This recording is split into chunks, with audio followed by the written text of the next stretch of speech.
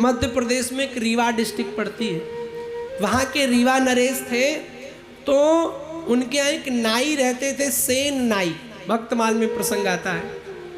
तो वो नाई रीवा नरेश की सेवा करते थे, हजामत करते थे, दाढ़ी बाल का ध्यान रखते थे। एक दिन की बात, रीवा नरेश ने सेन नाई से कहा कि नाई, सेन सुबह जल्दी आ जाना, कल आगरा में मीटिंग है, मुझे जल्दी पहुंचना है। कहा ठीक है। अच्छा, सेन नाई भगवान के बहुत बड़े भक्त थे, बहुत ज़्यादा बड़े। तो सुबह अपना बक्सा लिया, जैसे निकले सो रास्ते में साधु संत मिल गए।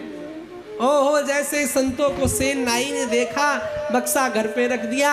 अरे बाबा पधारो, आओ बाबा घर में चलो, ने पूड़ी पाए लो, ने पुआ पाए लो, ने रबड़ी खाए लो, बाबा कछु सेवा को अवसर दे दो। सारे संतों को ले जाके भंडारा जिमाने लगे।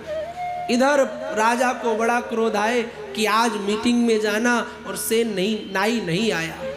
इतना क्रोध आया कि राजा जब कम वक्त बता तो सोचा कि कल सेन को फांसी पर चढ़ा देंगे। इधर मेरे गोविंद को जब पता चला कि आज सेन को कहीं ऐसा न हो कि राजा फांसी दे दे, तो भगवान ने सेन नाई का रूप लिया, उठाया नाई का बक्सा और राजा के पास पहुंच गए।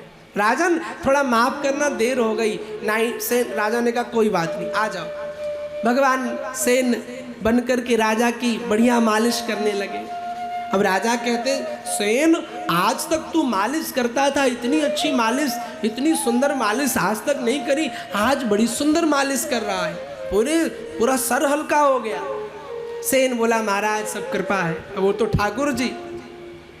जब राजा तैयार हो गए, इधर सेन को याद आई कि ओहो, आज तो मुझे राजा के द्वार जाना था। अब बक्सा उठाया, भागते हुए आए, हुजूर माफ़ करना, चरणों में गिर गए, हुजूर गलती हो गई। सर ऊपर उठा के देखा तो पूरा राजा फ्रेश। तो राजा ने कहा, सेन क्यों इतना परेशान हो रहा हो, इतनी जल्दी आ गए, अभी तो तुम गए थे। बोले हम गए थे। बोले हाँ अभी तो गए थे, अब इतनी जल्दी आ गए। तो सेन को लगा ये मजाक कर रहे हैं। अरे सरकार, सेन को लगाइए आप दंड देने वाले। अरे सरकार गलती हो गई, क्षमा करो। राजा ने गंभीरता से कहा, सेन पागल हो गए क्या, देखो तुमने ही तो अभी इतनी बढ़िया चंपी करी। सेन ने कहा मैंने करी? आंख बंद करी, सेन भगत तो थे, जैसे नेत्र बंद की भगवान मस्तिष्क में आए, बुद्धि में आए। भगवान ने कहा, सेन चिंता मत करो, खूब संतों की सेवा करो, हम तुम्हारे साथ हैं। आहा, सेन मूर्ति के पास गया, चरणों में गिर गया। धन्य हो ठाकुर जी, आज तुम नाई बन करके आ गए, धन्य हो, आपकी जय हो, आपकी जय हो। संसार में भगवान ही एक ऐसा है। तभी तो हम कहते, तुमेव माता च पिता तुमेव। क्या कभी पिताजी से माता कहा है, पापा से कहा कभी डियर मदर? और कह के देखो एक बार, बढ़िया वाली। हमारे गुरुकुल में तो जगन्नाथी पढ़ती थी। अभी आपके यहाँ क्या पिताजी? हमारे यहाँ तो जब हम गुरुकुल में पढ़ते थे तो हमारे शिक्षक और पिताजी, वो एक बेंत आता है जगन्नाथी, उसको पानी में रात में फुलाया जाता है और फिर उससे वो फूल जाता है, बड़ा हो जाता है, तब बच्चों को मार पड़ती थी। वही घर पे था।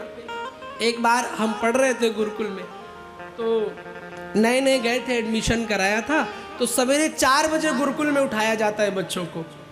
तो हम भी उठते थे। तो एक दिन नींद ज़्यादा लगी, तो हमारे बगल वाले विद्यार्थी ने कहा कि भैया तू सो जा बक्से के पीछे, हम बताएंगे नहीं आज। हम टेंशन फ्री सो गए, बक्सा किया, बक्से के पीछे सो गए, छोटे से तो थे ही। अब सोए और उसी ने बता दिया कि अभी वो नहीं आया।